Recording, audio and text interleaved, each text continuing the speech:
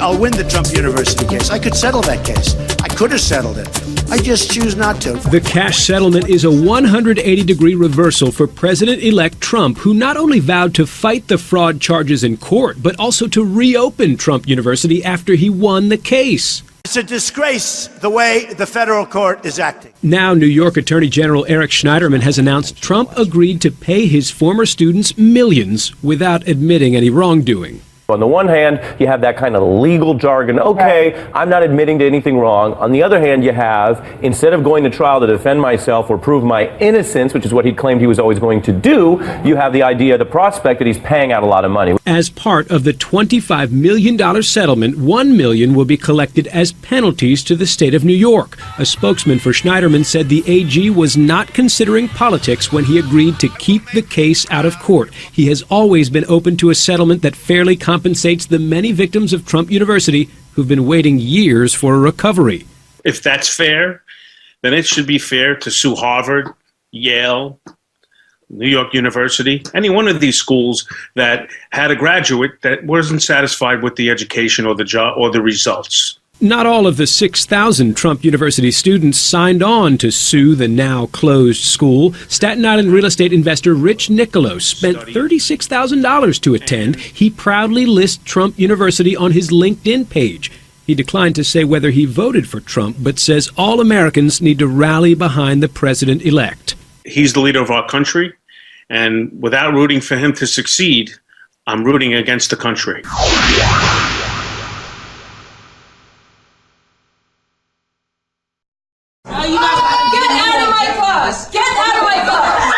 A Harlem Park Middle School teacher apparently trying to bring order to her 8th grade science class. But it's how she went about it and what she said in the heat of the moment that concerns city school officials.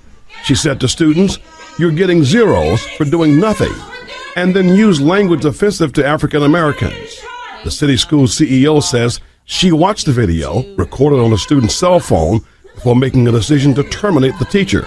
The behavior in that video was not about a teacher trying to regain control of the class.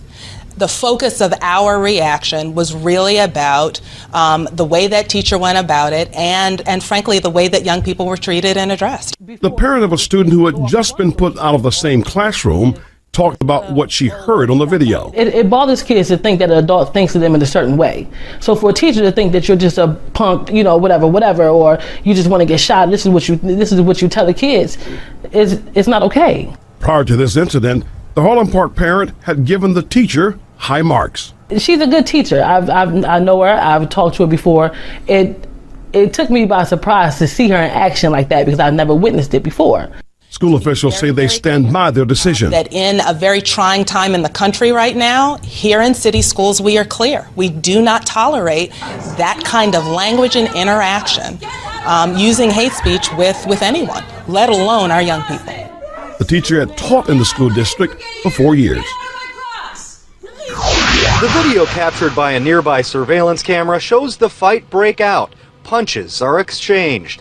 You see the front end of a black sedan on the left side of your screen. Now take a close look at the tires. The wheel is trying to leave. It appears that it got hung up on the curb. He was turning the tires one way or the other, and we believe that the engine was gunning at some point. So I don't know if he had it in neutral or if he had it in drive, but it would appear that he was trying to get up over the curb. Those who were there that night described the melee. It was really chaotic. It happened really fast. I mean, it was like a blink of an eye. The car then barrels into the crowd. Most are able to escape to safety, but 25-year-old Michael Silhole, a server at the nearby Columbia restaurant, is hit.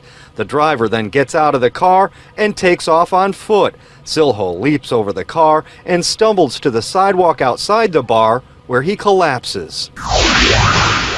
The dark sidewalk in front of the King of Peace Church on 5th Avenue North in St. Petersburg is clear of any hateful graffiti, but Monday morning, this is what greeted Pastor Candace Schultes. Scrawled in chalk, the letters MAGA for Make America Great Again, and a Nazi swastika. It bothers me very much. I was angry at first that someone would think to do that. upset. I think there's a certain amount of anxiety. A few steps away, more. This time with the numbers 1488, code for white supremacists, and another swastika. It's the height of intolerance and ignorance. I showed Dr. John Fisher the hateful graffiti. He's the rabbi of Clearwater's Or Hadash Synagogue, and from a family who survived the Holocaust. He reminds us the swastika is a banner under which 2/3 of Europe's Jewish population were murdered. Usage of this kind of symbol is, what should I say, disturbing, alarming, even disgusting. Because it completely ignores the history of this symbol. Pastor Schultes washed the graffiti away. Kids replaced it with some more fitting artwork. As for the swastika makers, I'd love to be able to sit down and talk with them and say, there's another way of seeing the world. It was a normal day for Jeannie Mitchell.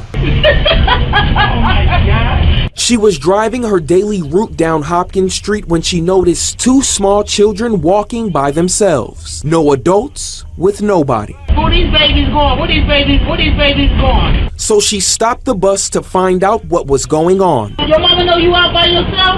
Where are you trying to go? She says her motherly instincts kicked in. I knew something was wrong. They pointed in every direction. That was a cue that they were lost. So Mitchell called the police to help get them home safe and sound. The kids said they walked away from their babysitter and were trying to go to their aunt's house. The police showed up and did their part. I felt a lot better. Mitchell says she can relate to the children's parents. 15 years ago, her son was 5 and went missing for 12 hours when he walked away from his babysitter. If I can stop an Amber Alert for happening, let's do it. Mitchell says she has not talked with the children's family since the incident. She's just happy that she was able to help them out. In the north side of Milwaukee, I'm Brandon Rook with today's TMJ4. We got gray streets.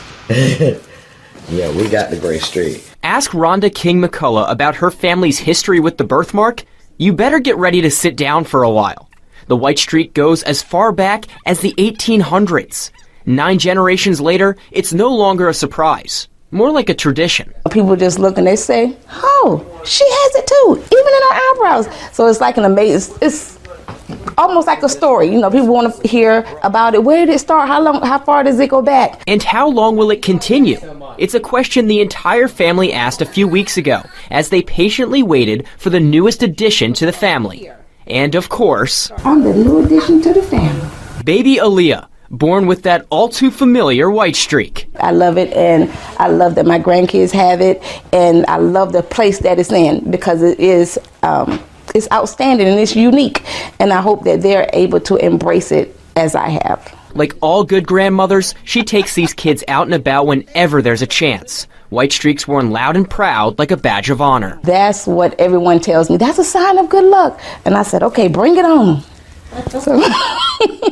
So these are my good luck packages. As the family grows and more of these good luck packages are brought into this world, there's sure to be a lot more attention. I'm expecting the stares, but it's a good thing. We'll just talk about it. The saga continues.